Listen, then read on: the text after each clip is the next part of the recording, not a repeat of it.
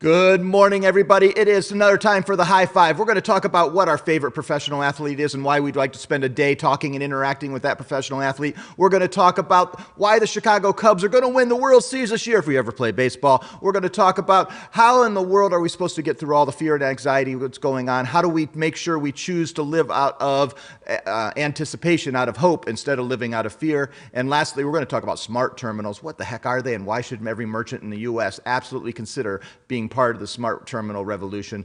This is another episode of the High Five.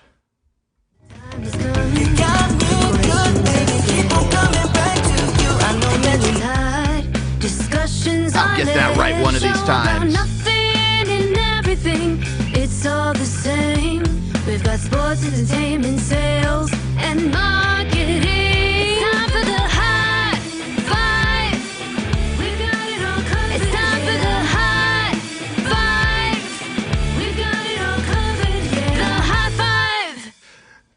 That's right, everybody. It's the time for the High Five. And joining me on the High Five are our esteemed panelists, the people who are going to be much smarter than I am, saying brilliant things into microphones, are Mr. Danny Shard in the upper right-hand corner from Glenwood Springs, California, Colorado. Why do I always want to say California? I think you need to move. How are you, Danny? Good morning. High five, everybody. Happy Wednesday. Let's get it. All right, and in the left-hand corner, sporting his Chicago Cubs, what is that, a warm-up, little Chicago Cubs official warm-up, Nike warm-up. He is coming from his workout room where he just personally did a marathon this morning. Mr. Brian Linke. How are you, Brian? I'm good, Nate. It's snowing here. So that's what we got. Again, it's snowing and it looks like it's nighttime again. So that's what I got. All right. Well, it is not. Currently, I have a little bit of sunlight, but I just saw 4 inches of snow on Thursday night here in Indianapolis. I'm like, that is absolutely unacceptable. I'm taking it up with the weather people. I don't know where I have to drive, but I'm coming to the local weather station, and we're having a wrestling match. And if I was going to do a wrestling match, the person I want in my corner for sure is on our bottom of our three cast over here, Mr. Billy West, live from the Payroll headquarter office. He is one of, I think, maybe 2 or 3 people that are socially distanced in the office. They are taking care of everything. How are you, Billy West? I'm doing great, guys. It's great to be here. Thanks for having me. Yeah, we've got 3 people in here, and I'm about 100 feet from Tim Callahan and another 40 feet from Jerry Hoskins. So that's how we're doing it. Plus, here's my question: How can we afford Billy West? I mean, the guests on this show are just continuing to. I don't know how much who his agent is or how much he's charging, but we went from Hoskins to Beauchamp to Paul Twitch Kent to Fegan to Lashley, and now Billy West. I mean, my goodness gracious! The Payroll Christmas party just took a nosedive because we're not going to be able to afford to do anything. well, if I told you, I'd have to kill you. So I hear you. I mean, believe me. High five, bringing in them big dogs. We got Billy West on the show. My goodness, right, fellas. All right, this is the world we live in. We're not allowed to go to Vegas and hang out and go to these meetings and hang out. So this is what it's come to. This is where we're at. All right. It is a different world. Billy, let's get the partners and all those who are watching know a little bit about all of us. So let's get a little glimpse into Billy West just for a second. Can you tell me 1 or 2 things that describes Billy West more than just you run all the operations and make us all look good because everything works because you're in the behind the scenes at Payroll? What are just a couple things about the background of you? The background of me is I've been basically best friends with the founder of Payroll, Matt Hoskins, since I was 12 years old. So I actually lived with him for a short time there in high school, and we pretty much became brothers. And then he turned all of this. He started all of this and just kind of said I had to come along. So, like always, I've followed him right over the cliff. So, but As we all Other did. than that, I've got I've got my family. I've got 3 kids. I've got a big gap here, so I'm sure some people know how that is. I've got a 20-year-old daughter, a 16-year-old son, and another 2-year-old son. So, 20 and 2, it was kind of an oops, but we're making the best of it, and I couldn't be happier with the little guy. He's just a bundle of energy and just keeps me on my toes. So, Bill, I'm happy for you. Thank you. Glad it's not me. You're the one that adopted a full grown one. Okay, about 9 months ago. Believe me, I was talked into it, and I don't know. I couldn't talk myself out of it. No. Yeah, you get into those situations and you find out it changes the way you think. So right. That's just the way it goes. Yep. I mean, as Brian always says, pay, protect, and family. That's the way it goes. And man, one of the roles we all, I think, cherish the most is being dad. And it's the hardest job we all do, but it's certainly the thing that we fight the hardest for. And one of the things as dads, as we all do, is we try to get our kids to be fans of sports. And I am 2 for 4, my 4 kids, that are fans of sports and love the same things I love. And I want them to have the choice, and I don't force it on them, but I certainly expose them to it. And so the first question today is, if you could have a day with one active, not active professional athlete, any sport, but it has to be active. That when the world reopens, they're going to be on a team or playing professionally. Who would that be, and why? What would you do? Why that athlete? Who's going to go first today? I'll go first.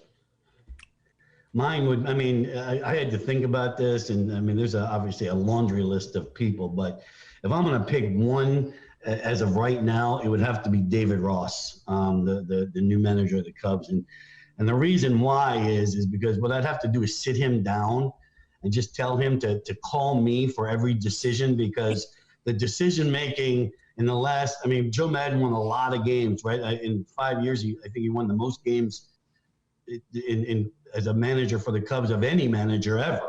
But his decision making was just questionable at best with the players that we have. And so I just need to sit David Ross down and just tell him how to do it, and give him my cell phone number. And then if he had any questions, he could just text me during the games, because my seats are really close to his, and we can just interact that way. So that would be David Ross.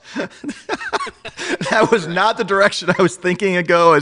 I didn't realize we were going to be providing counseling and advice and actually taking over the manager of the Cubs secretly from 7 rows behind him through text messaging. But what brilliant, Linky. Absolutely brilliant. I think row 11, Nate, just to be clear. Okay, sorry. Sorry, I didn't know. I was just guessing. Joe Madden for 2 years. If you would have just told everybody just to not go up without a bat, don't swing, never ever swing the bat, we win the World Series 3 times. Absolutely. All right, and we're going to be talking about Cubs a little bit more in a little moment. But I think being able to sit down and talk to a manager of a major sports and a guy, man, how fun would it be to talk to David Ross from a guy who was 5 teams? How many different teams? 6 teams that he played in the major leagues, won World Series with the Red Sox and the Cubs, then went on to work on ESPN and doing all the MLB stuff for ESPN, did a great job, and now is a manager of, one of the largest, if not the largest, most impacting team, Houston Astros, in Major League Baseball. How cool would that be? I totally agree. Interesting. I wasn't where I was going, but so I love that answer, Brian. Thank you. So, all right, Danny or Billy, what do you got? Which one you want to go? Mr. Can't hear him. So. Can't hear you, Danny. Danny, we lost you for some reason. So it looks like everybody hear me? Yeah, now we hear you. Now we got you. I think everybody knows mine. In fact, I'm going to pull something off the wall. One of these guys is active and one of them isn't. And I'm going to go with the active one per the question. So mine would be Tiger Woods. There's a lot of hate for Mr. Woods for many reasons. That's going to drive me crazy if it's not straight behind me. I just like to sit down and talk to him about, how he dealt with his rise to fame, obviously, and kind of that impact it had on his life and how he adjusted and then was good for so long.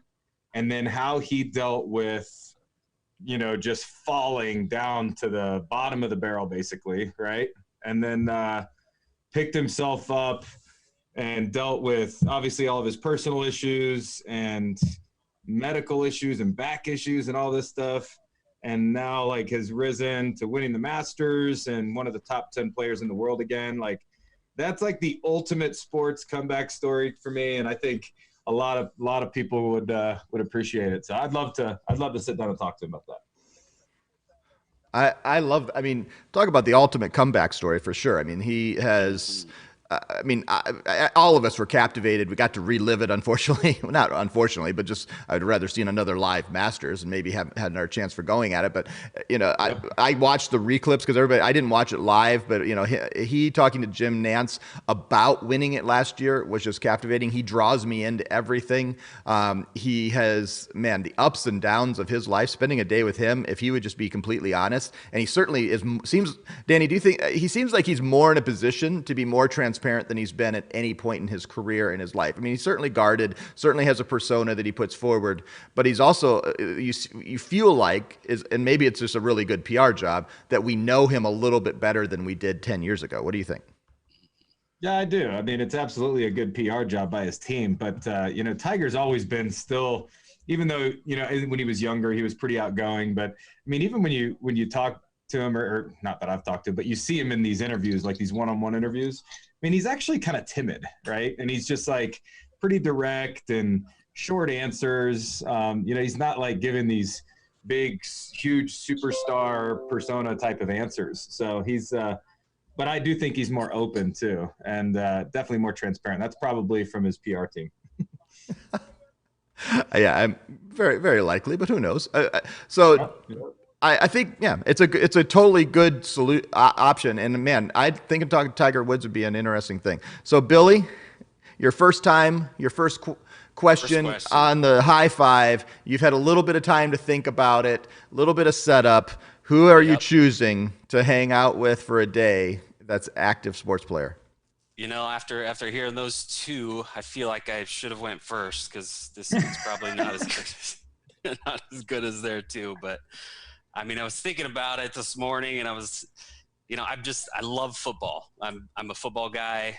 I don't watch a lot of basketball.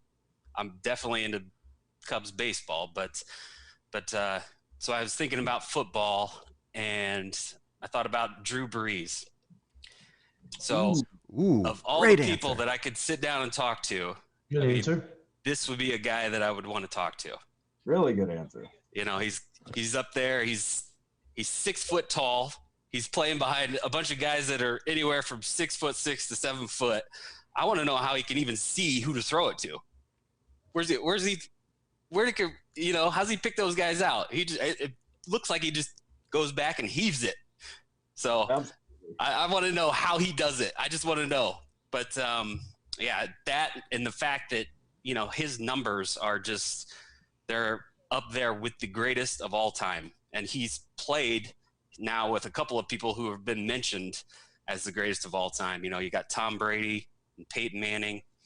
And I want to know how it feels for him to be like talked about. He's usually not in those conversations, and he should be. So, I mean, I'd love to just pick his brain and hear what that's like, to be up there with the numbers and all of that. And then, the other part is he's got 4 kids. So he's a family guy, kind of like us.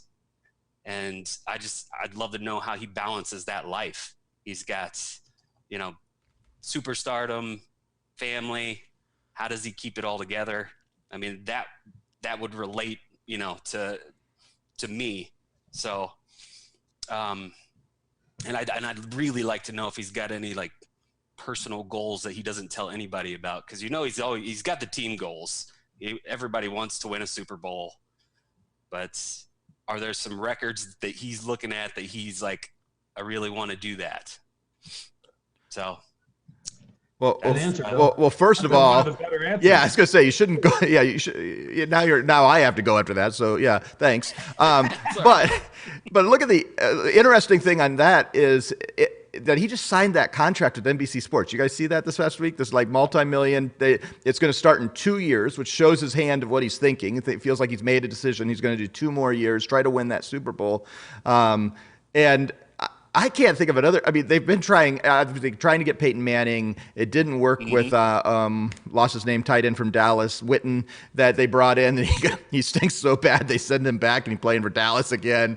Booger McFarland, you can decide whether you want, but they're willing to wait 2 years, sign to a giant contract. Apparently, ESPN and bidding war. How much of a cool guy does he have to be that they're willing to do that? And say, hey, we have to have you. When you leave, we're going to pay you now. So we have you when you're done. I mean, talk about that. That's impressive.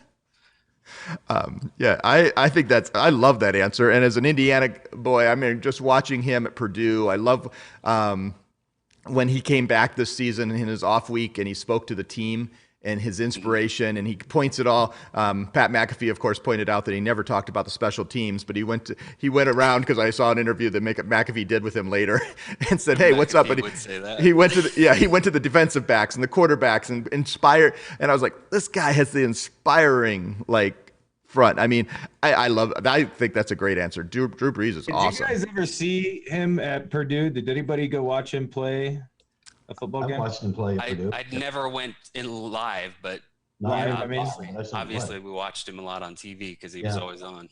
You know what's crazy is that if you think about it, the top 3, and obviously Peyton Manning's not active anymore, and he was the number 1 pick coming out of college. But the other 2 guys, Tom Brady and Drew Brees, both of those guys were, they weren't expected to do anything when they got into the NFL. So 2 out of the 3 greatest quarterbacks of all time, as in recent times, were, I don't know where Drew Brees was drafted, but I think Brady was in the 5th round, right? And so you've got 2 guys that nobody thought would do anything coming out of college, and they ended up being 2 of the greatest quarterbacks of all time.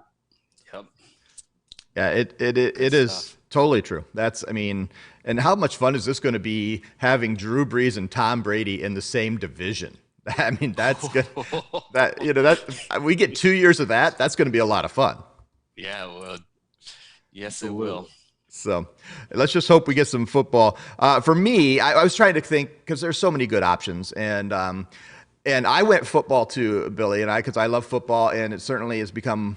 NFL football has become more and more present in my life, and understanding what the players do and watching this just becomes such of an everyday. I mean, talk about they control the media every day, even when there's nothing going on and there's a chance they're not playing. They're 12 months a year, 365 days, 66. They take leap year, sometimes maybe 367, whatever they're taking. And so as I was looking at that, there was a person who intrigued me, who caught my eye this year. And I don't know that I'm a fan. But I have been interested in what he does, and that's Russell Wilson.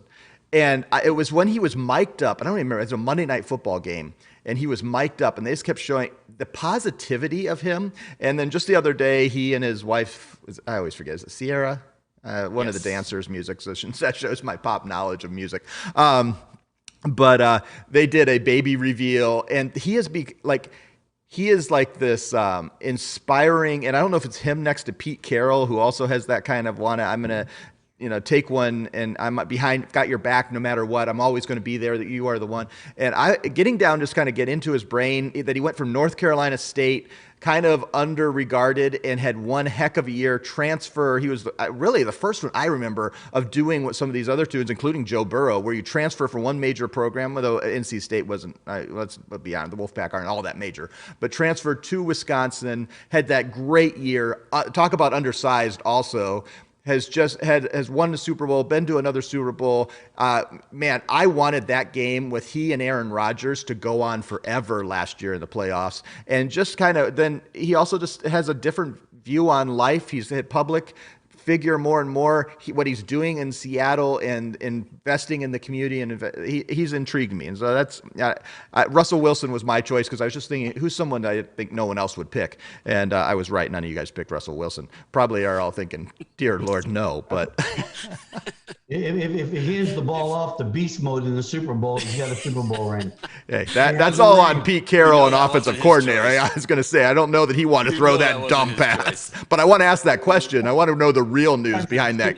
Quarterback, you just have to make that decision, right? You got to change that play. Yeah. Oh, nobody was tackling Marshawn Lynch in that game. No.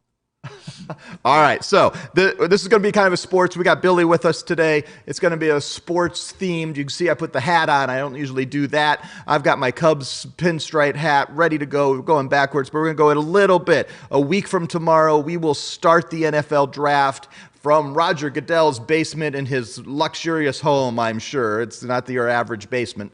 And we're going to have the draft. But one of the things I've been seeing, the memes I love, is the predictions of how this is going to be a fail this year. Because, man, there are always interesting stories and people screwing up, from whether it's the Minnesota Vikings a couple years ago, missing their draft pick and losing that pick and having to go all the way to the end of the round. But now they're all going to have to be on Zoom. They're all dislocated. Roger Goodell has virtual fans with him who are probably programmed robots so they don't boo him.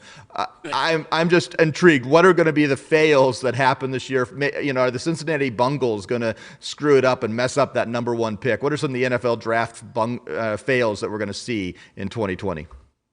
I'll go first, I guess. You're going to go first. No, Bill, go ahead. Bill, I'm sorry, go ahead. Oh, that's good because mine's going to be pretty short. I got to admit, I haven't been watching much of anything. I'll tell you what the overall fail is going to be. If Roger Goodell's internet goes down, I mean, it's over. That was my answer. So here, the overall fail is going to be the same fail that it is every year. The Cleveland Browns are going to fail. Somehow, some way, the Cleveland Browns are going to fail. That's going to be. Cleveland Browns will fail. Absolutely. It's guaranteed. I mean, that's like telling me it's going to land on 22. I'm going to put my money on 22 and it's going to hit. Cleveland Browns are going to fail. So, and the other biggest fail is going to be anybody that doesn't take Chase Young. He's the best player in football. There you go. I know people need quarterbacks, but if you don't take that guy, that's a fail. How about the guy from Clemson, the Simmons, the linebacker? He's pretty good too. Yeah. He's pretty good too. And I think, guys, it's going to be. Here's what I want. I want to see one Zoom call when they think they muted themselves and they didn't. And ESPN and the question is, ESPN and NFL Network will see things that we never see, but it will get out at some point when they didn't mute themselves, where they took the microphone to the bathroom and didn't turn it, and NFL Network and ESPN cut it. We're going to see somebody who, they accidentally exit out of their Zoom connection and can't figure out how to get back in because they can't have an IT person next to them. There's going to be some stories. Some of it we may not get that night, but for sure, I just really hope. I love that Joe Burrow has kind of teased that maybe he doesn't want to go to the Bengals. I just want some drama with that first pick. Do they jump up and take Chase and say, hey, Andy Dalton, we're going back with you after we screwed you over last year, and we're going to go with Big Red and let you throw the ball, and we're just going to go defense. I want something. I guess I'm actually cheering for failures this year more than ever because I'm just like, I just need some drama and laugh, and I don't know if there's any. We're not playing any games, so let's have some more fun with this thing. Right. Absolutely. I think all the stuff coming out about Tua Tagovailoa is pretty crazy too. I mean, that guy's fragile, and I think it's going to be funny when the Broncos pick him up, and I'm going to be eating his words later this year. So I don't know if he's fragile. He dislocated his hip. More than his hip, sprained his wrist, ankle, his or shoulder, whatever, his ankle, his his hip. Whatever. They almost killed him. It's falling apart. Well, what do you think's going to happen when he's got these linebackers just crushing him? I mean, it's he's in for a world of pain. He is. Another guy that's not all that big.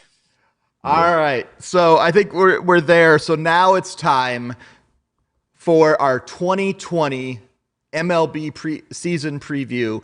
We're in the middle of April. We should be a couple of weeks into the season, but instead we're waiting. We don't know what's going to happen, but let's be honest. I got to bring that up. I didn't have you up screen. Look at me. We got trash cans. He's signaling to the Astros that they are going curveball on the first pitch. We know that. That must be what's happening. Lay off of it. It's going low inside. Let's talk Chicago Cubs baseball. There's three of us that are super fans, and Danny, who we're trying to get to adopt. His team totally failed him anyways this year. He might as well become a Cubs fan. Billy, Brian, as super fans of the Cubs, your prediction of David Ross' first year, especially with Brian Linke talking into his ear. I'll let you guys answer first. Yeah. I wasn't sure about the pick of Ross just because of the experience, but I mean, I think he's gonna really bring that team together, and I think they're gonna do well. They'll be at the top of the division. It's hard to predict if we have 80 games, we'll win 68. We will. Ooh, 68 and 12. About 68. Oh, 100 games. Yeah, 100 games. If it's 100 games. Yeah. Who knows how many games we're going to have, but we just hope so. They hired David Ross. They could have gotten me for half the money. Yeah. Don't do it for half. Half the money, generally it's looking about the same. I mean, good looking bald man, right? I mean, absolutely. So you just got a couple more years on David Ross. Here's the question on David Ross, and let's talk about the interim manager. Thanks to the Astros debacle there too. So bring Danny in on this. How much does a manager impact baseball? And this is just managers and directors and leaders as a whole. Is it more about their positivity about how much they make feel about itself? I saw Robert Kramer posted a second ago that the Cleveland Browns have already lost. They're done for the season already. And some of that is just because no one believes they can do it. And as soon as you walk across the line and onto the field, the Browns already are defeated. They don't believe in themselves. And if David Ross can come in and make the Cubs believe in themselves again, and Joe Madden had lost the locker room, it seems like, just a little bit, or the clubhouse. And how much of it is just being able to show up, be positive, and make people believe in themselves in order to get the best out of them instead of just the X's and O's, which is certainly important. But how much is it just, hey, these guys are going to believe in themselves and take over for themselves and be the players that they are capable to be? We're going to see Chris Bryant and Javi, and whether, or we're do that. We'll talk about that in a second. But how much impact does a manager have? Dan? That was such a good question. Everybody's just sitting here. Man. Me? What was the question? Yeah. I'm letting you guys answer. Go ahead, Brian. Go for it. I mean, okay, my answer is going to be the majority of major league managers overmanage. And that was Joe Madden's downfall, I think, in the end. I think you're right, Nate. He lost the locker room at the end. I mean, did we win any games the last 20? I mean, not many. I mean, we were in the playoffs. All of a sudden, you wake up and we're out of the playoffs. But I think just managers in general tend to overmanage their teams, especially in the National League. The American League is a little bit different because the strategy isn't, when you have a designated hitter and the pitcher doesn't hit, it's a little bit different to manage it. But so I think a manager has a lot to do with it. I don't know how much motivation. Because in 162 games, I mean, to get guys motivated, I think they have to, they're professionals, they're adults. I think they have to motivate themselves, and I think the majority of them do. And again, I think the majority of the managers overmanage their team and to a fault. All right, I just want to stop for a second here. I just got to highlight, I just want to say across all of our platforms right now, on our 7 different platforms we're streaming to, we're over 150 people consecutively watching live. I want to say thank you guys for watching. That's awesome. Thank you. Keep going to do that. High five, everybody. Danny, sorry to interrupt, but I just saw that because it'll probably drop to 147, so I wanted to get it while it was real. All right, Danny, what do you say? What were you thinking about the impact of the manager? I agree with you, and then, to contradict that a little bit, speaking of the Houston Astros, right? I mean, I thought that AJ was probably one of the most the best players manager out there. I mean, the guys loved him, but I thought he really undermanaged. I mean, you're talking about a team that it's come out that they cheated their way to a 2017 title, right? And they're stealing signs, they're banging on trash cans, and he admits that he noticed things but didn't ask questions and didn't say anything. Completely undermanaged his squad and didn't get involved enough. So I think there's a fine line. I think you're right. Some guys overmanage and some guys don't do enough. So they just try to be these guys' friends more than they try to manage them and step in when they need to. So. I think so much of just being the leader, the manager, anything in the clubhouse. Let's look at the Cubs. The Cubs have a world championship lineup. No matter what, they're on the precipice, and all it takes is just a little bit extra. If Javi can hit an extra 20 points, an extra 6 home runs, if Chris Bryant can hit an extra 10 points, if Rizzo does one less error, and if that is given by becoming mentally challenged by being, that's the wrong word because that sounded not the way I wanted, but being able to be inspired and getting focused, that's the difference on the playing field. It's not whether they called, hit and run, or they sent them on third, or whether they switched and did a double switch and all those things. It's so much about getting people to believe in themselves. And I think that's true across all sports and across business too, because they're trying to make that transition, because you can inspire someone to, hey, win at all costs, or you can inspire to say, be better and do your job better. So let's go around the horn. I want to know if there's a 100-game season, which I just hope there's a 10-game season at this point. I would go for let's get a 3-game playoff, and let's go. One of the things, I haven't seen this, but this is what I want to see baseball do. If we can get to a place where we feel like it's safe for them to play, that's number one. And I don't want to judge into science and go into all that. Where it's safe for them to play. And we get it. We're too tight in the season. We're not going to get a big season in. Let's just go crazy playoff, 3-game playoffs for every team against each other. We'll go take last year's records, but everybody's in, everybody's alive. You get 3 games, 2 win. Then you go to 5 in the second round and 7 getting down to the final rounds. Let's just do a playoff and get it going. Every other day baseball, or even every day you get a couple days off. I just want to see some baseball. But let's go back to this. If there's a 100-game season, how many games are the Chicago Cubs going to win? How many games are the Houston Astros going to win? I think the Houston Astros are going to be lucky to win 50. They're going to, it'd probably be a little bit more because they're going to have a lot of guys on base for being hit, 8 times a game. So I think you're going to have a lot of base. That's for sure. But I think the Astros will be 500. I like it. If the Cubs can field the ball this year, because I think they're in defense the last 3 years has been, they used to be an amazing defensive team, and last couple of years it's been bad. But if we can play a little bit of defense, get a little bit out of the bullpen, we get this guy Craig Kimbrell. I remember Billy and I had a dance in the office when we got him, and I could have pitched better than he did, but. I'm going to say the Cubs are going to win 65 games out of 100. All right. And I know that I already threw out the 68, but as I was thinking about it, a 680 winning percentage is pretty close to, all-time great. So yeah, that's pretty good.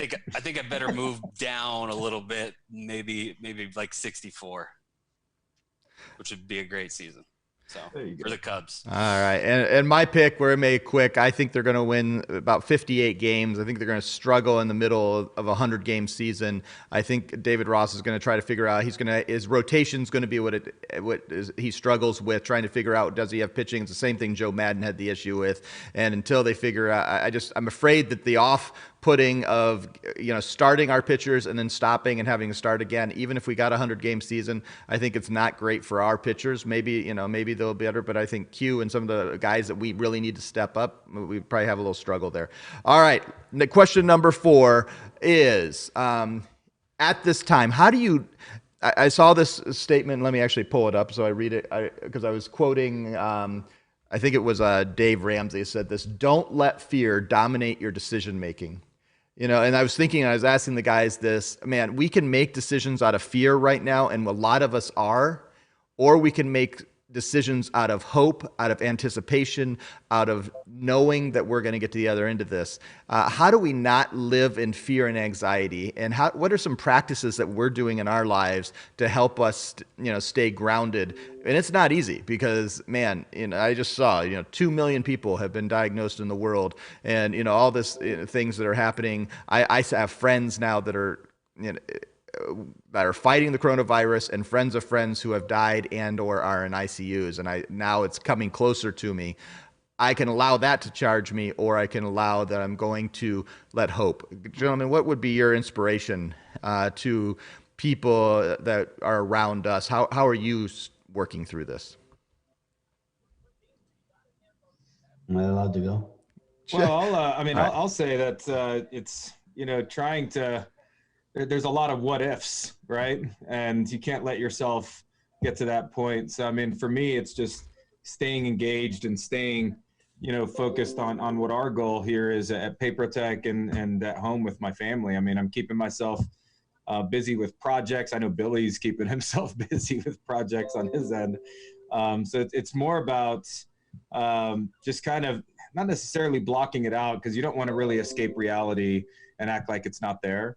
But I think there's a lot to be said about staying engaged with other things and putting focus and effort into some things that are productive. And, what will happen, will happen, right?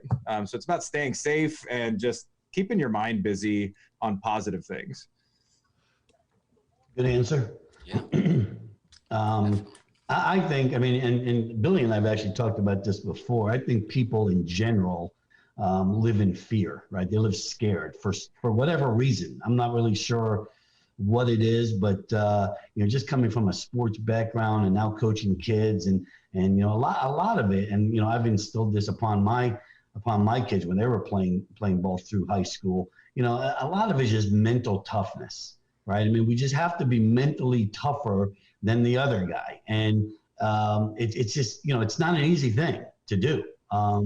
You get knocked down, and a couple 3 things in a row go bad, but if you can be, and again during this time, I personally have struggled with it a little bit. Danny knows because I'm the one who cries on his shoulder. So and Billy here recently knows. So but I think if you can be mentally tough and just tell yourself and overcome that, I think you'll just be better off, not just during this time, but for the rest of your life.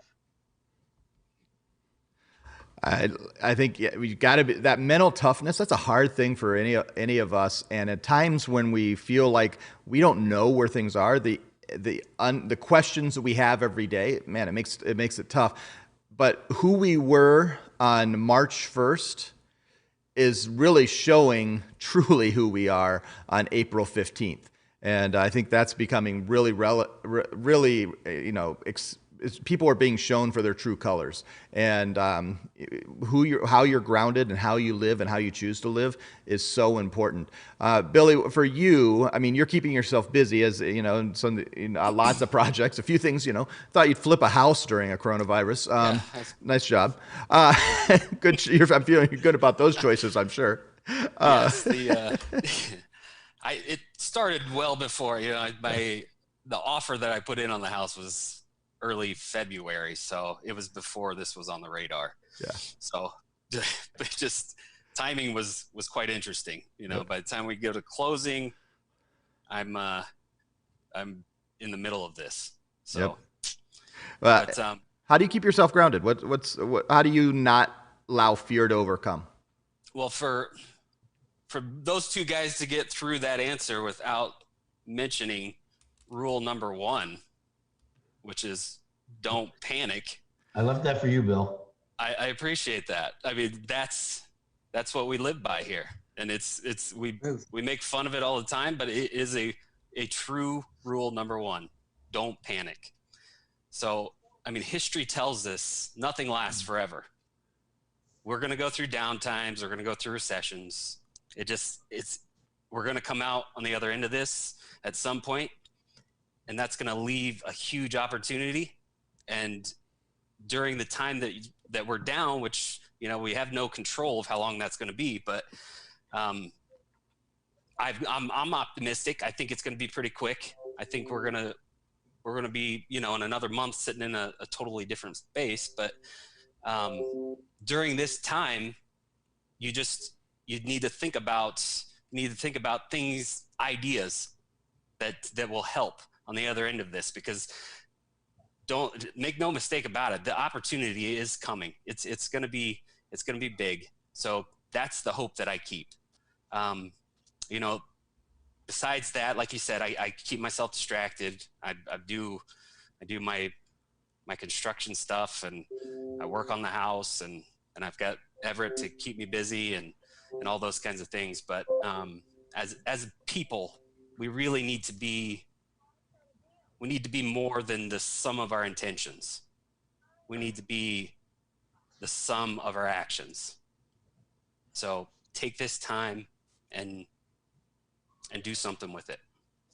Geez, that's a great answer. I like that. Yeah, absolutely. That's a great answer. That is really good. And for me, before we go into our last, as we get into some merchant services talk, for me, it's always trying to remind myself, what are the things I control?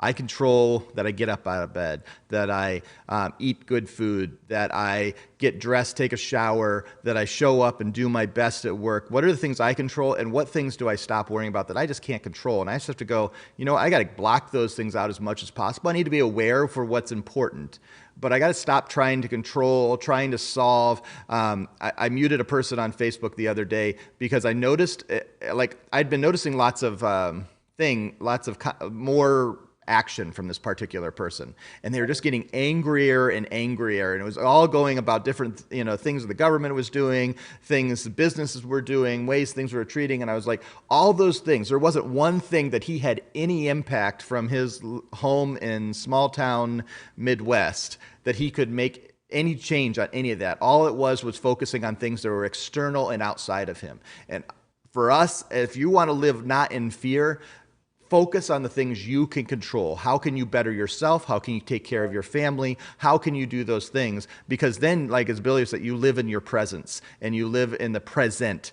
and you become who you are meant to be, not just the big, focusing on everyone else and trying to fix everyone else's problems. Though sometimes being the bug in the ear of David Ross is not a bad thing, but most of us aren't going to be able to do that and control someone else.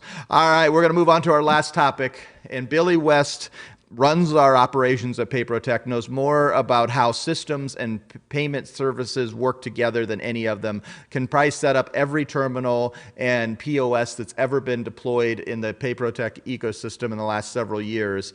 And one of the things that's happened in payments, as we've been doing Payments 101, is we've talked about how payments work. We talked about how pricing works in payments and in merchant services.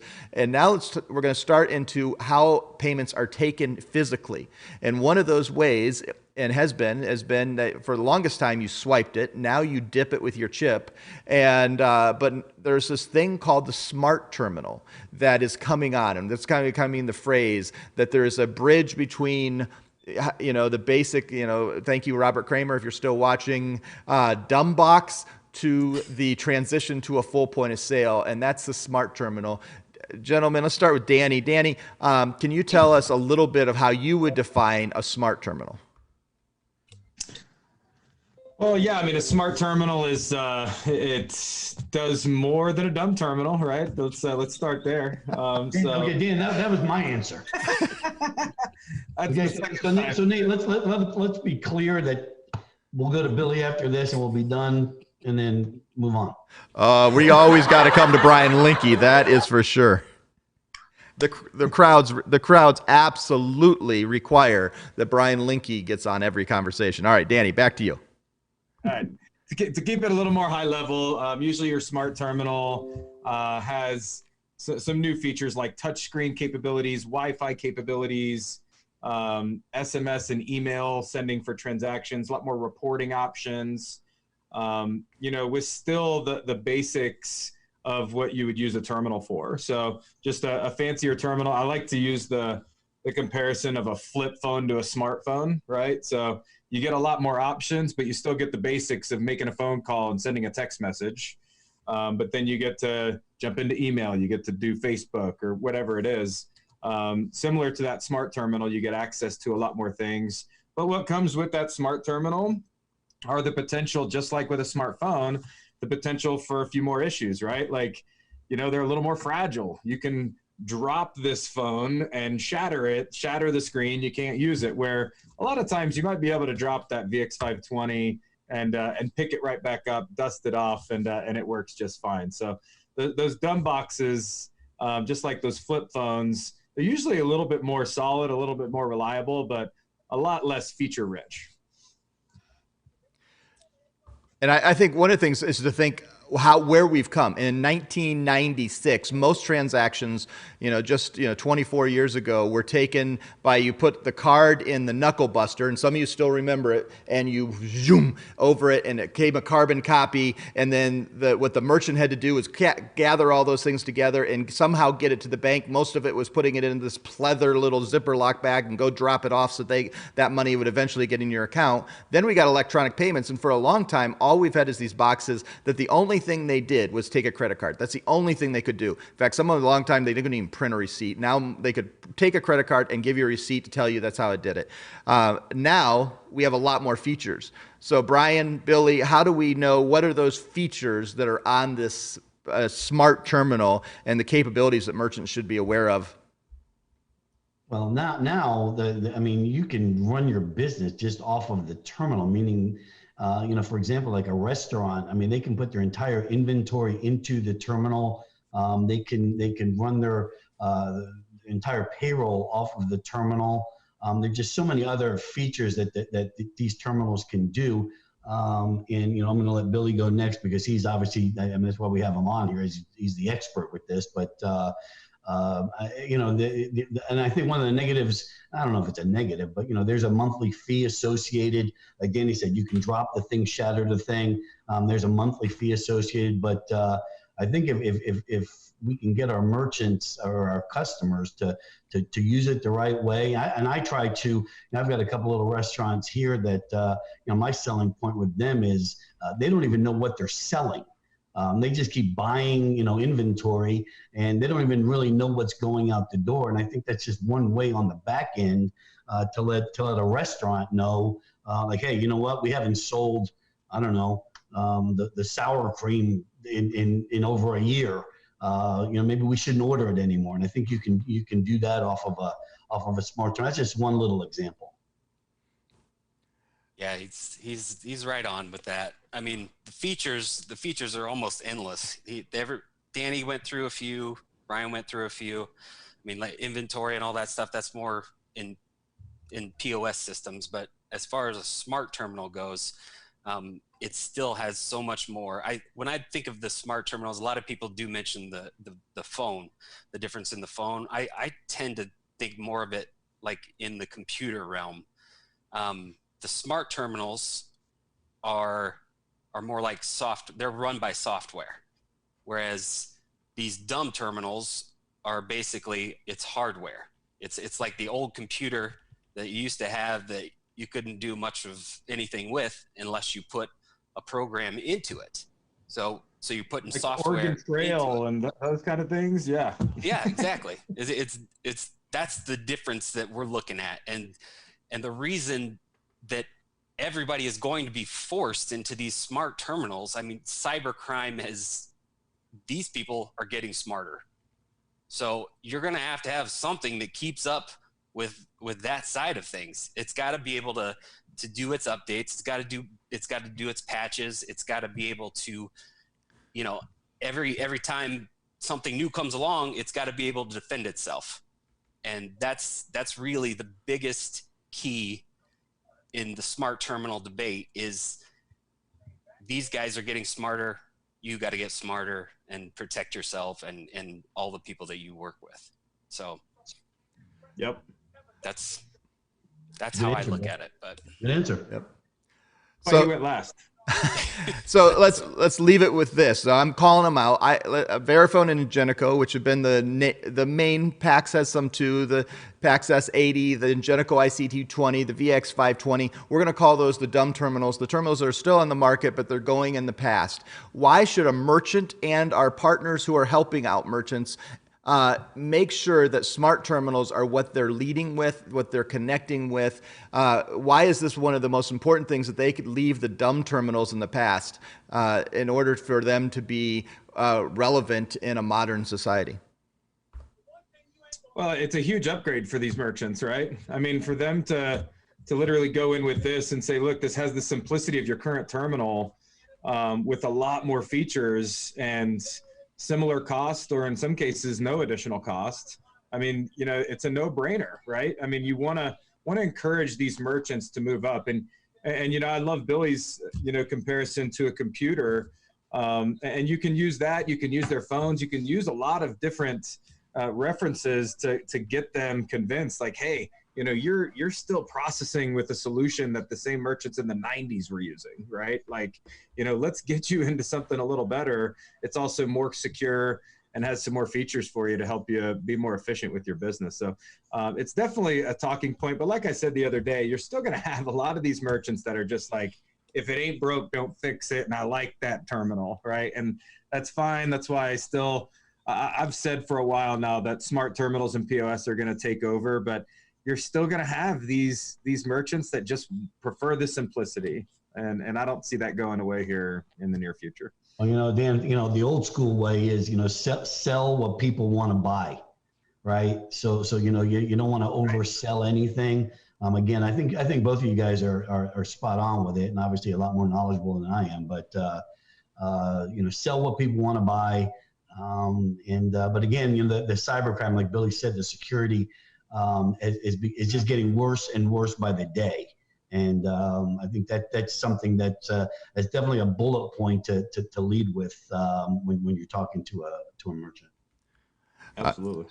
Yeah, all right. Definitely. As we close up here, one of the things I would say is you want to be on the right side of the technology and the right side of future always. And for those who were, when Nokia was selling flip phones and they had the N3 and they put the N80 and they thought they had everything, they didn't go beyond that. And we always use BlackBerry as an example because they couldn't see beyond, we always have to have this keypad and make sure the touch screen will never work. And the fact is, at some point, and we're not there yet, but there is a flipping point where a merchant's going to look at you and go, man, why don't I have that? Why isn't that? And they're going to eventually, the customer is going to say, what in the world? This is this insecure piece of junk that's on your countertop. And we're not there yet, totally, but it's coming. And so if you're not aware of where the smart terminals are, if you're not aware of point of sale, and it's going further, it's a transition. We're in a, I would say from 2015 to 2025, we're in a 10-year transition.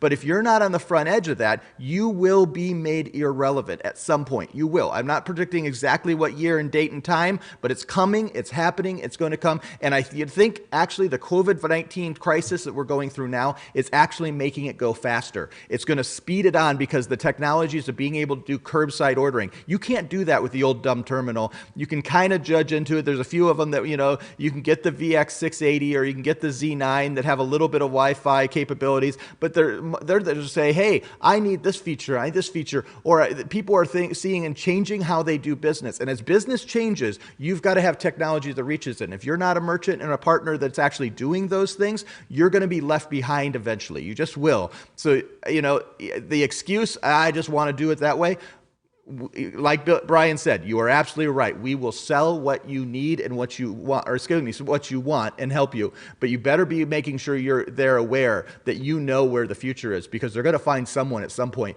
when they're labeled irrelevant and they're going to go, crud, I need to find someone. And if they don't think of you, they're going to somewhere because someone's going to be there selling it. So those are my closing points. We're going to get You're scaring me into retirement is what you're doing.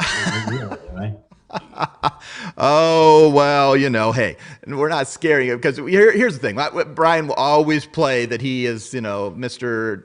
Country Bumpkin and doesn't know how to make technology work. But the fact is, he never stops trying. And when we said, hey, we're going to do a daily live show where you're going to have to zoom in and then we're going to broadcast it to Facebook and YouTube and Twitter and all over these different platforms, what did Brian Linke say?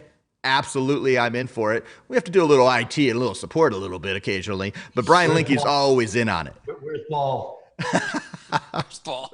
So, all right, we're going to bring some music in here. We're going to have some closing words as we get our closing scenes come up. You can watch this every weekday at 10 o'clock right here on all the platforms, on the PaperTech Facebook page, on the YouTube PaperTech Daily, on the My PaperTech private group that's for our partners. You can watch it on Twitter. Thank you for the 8 to 10 people that have been watching on Twitter. Who knew you were there? I didn't know. Thank you. Great. It's good to see you. Give us a like. Make a comment. Hey, thanks so much for watching. And we're here anyways. We also, a few of these things, actually a smart terminal came from 2 email questions that I got yesterday where I brought that up. That was going to be later, but I thought, hey, let's cover it. I got asked, we're going to bring it. So if you have topics you want to consider, let's make sure we do that. We're going to bring more guests. We're bringing more people in. Brian, Danny, I myself are always here to entertain, to make you excited, and to make sure that you know that we have a virtual high five. We can't be in the room with you, but we're here to actually come and hang out with you to bring you inspiration and challenge. Brian, Billy, Danny, can you give us the last words of encouragement as we close off this day? Let's go Danny first.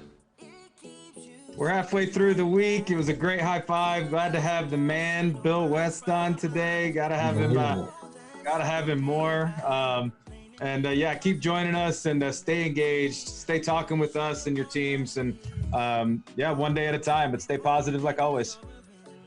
All right, and to Mr. Billy West, we're going to let Brian go last today with his words of inspiration.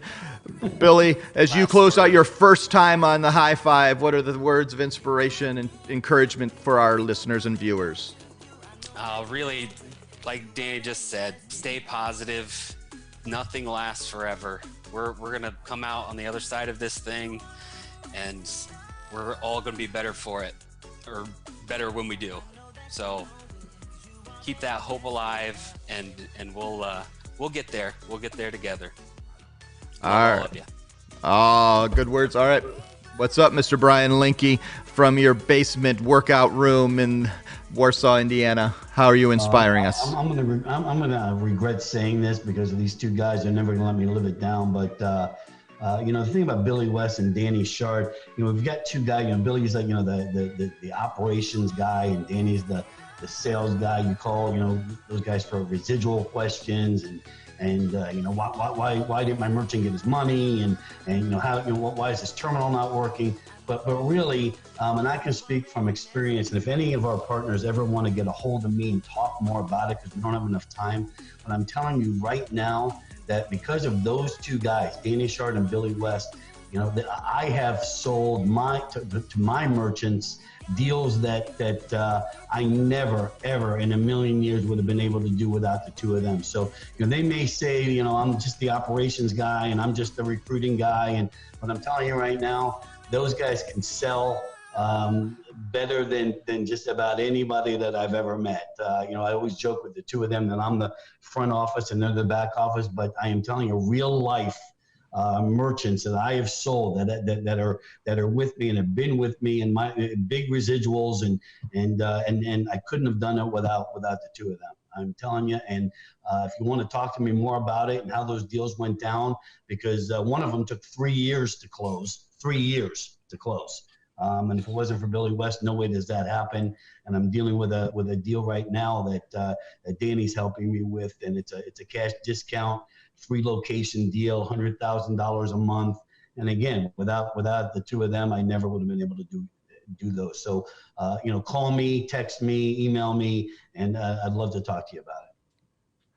All right, everybody. And in that, as I bring up, it's going to be the high five dance-off. We're going to do it as we bring this up. You got to take one step after another. Just keep going. As I say, thank you, Billy West. Thank you, Danny Shard. Thank you, Brian Linke.